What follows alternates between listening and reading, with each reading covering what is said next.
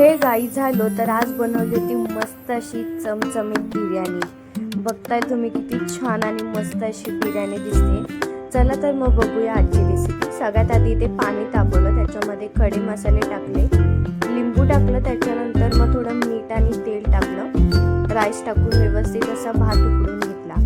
त्यानंतर मग इथे तेल तापायला ठेवलं, त्याच्यामध्ये भरपूर असा कांदा तळून घेतला। त्यानंतर इथे काही भाज्या घेतल्यात, तर त्या व्यवस्थित स्वच्छ अशा धुवून घेतलं। त्यानंतर मग त्याच्यामध्ये लाल मिरची पावडर, हळद, धना पावडर आणि भरपूर बिर्याणी मसाला टाकला। त्यानंतर मग आलं लसणाची पेस्टही टाकली आणि थोडीशी पुदिन्याची पानं टाकली। त्यानंतर मग त्याच्यामध्ये दही टाकलं, व्यवस्थित असं तेही मिश्रण मिक्स करून घेतलं।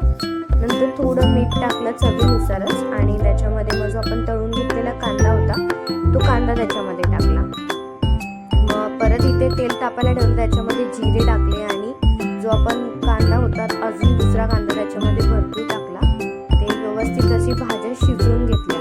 त्यानंतर मग आता आपण इथे लेयर्स बनवले। मग सगळ्यात आधी इथे राईस टाकला, त्यानंतर थोडासा फूड कलर टाकला, तळलेला कांदा टाकला आणि थोडं तूपही टाकलं। सेकंड लेअरलाही सेम आपण तसंच केलं, भाज्या टाकल्या ज्या शिजवून घेतलेल्या होत्या त्या, राईस टाकला, मग थोडा फूड कलर टाकला, तूप टाकलं आणि पुन्हा तळलेला कांदा होता तोही टाकला आणि थोडेसे वरून काजू टाकले। त्यानंतर मग त्याला 15 मिनिटं अशीच वाफ देऊन घेतली। बघू शकता तुम्ही किती छान आणि मस्त अशी बिर्याणी